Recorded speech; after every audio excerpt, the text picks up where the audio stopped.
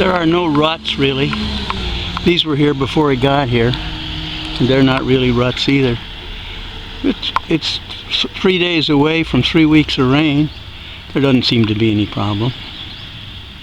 This is the 20th of July, 20th of June, I'm sorry, 2013, 2013, July 20, June 20. And we're out on the point, and that's what it looks like after he's been here, which is not much of anything. There are no ruts to fill. He backed over here, there was no problem. He never even used this space down here, which is perfectly safe to back onto. And you can see how big this space is. I'm going to go back up and take a sort of a panoramic of it. And then we'll try to upload it and post it so you can take a look.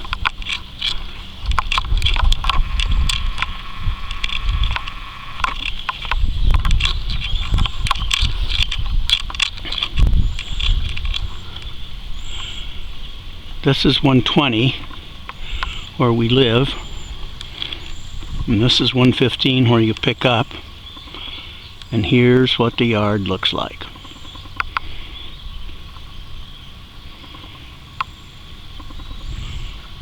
That's a steep bank down to the river, about 20 feet. He would have saved himself a lot of problem if he would have just come this way. Carol, yeah, it's okay. He can do whatever he wants to. No, there's probably a better way to back around than he did. That would be a little bit easier because he could have come out here on this space next to 115. All right, now this is the Seeholzer's camp here for your information. Mike Felt has 2 camps.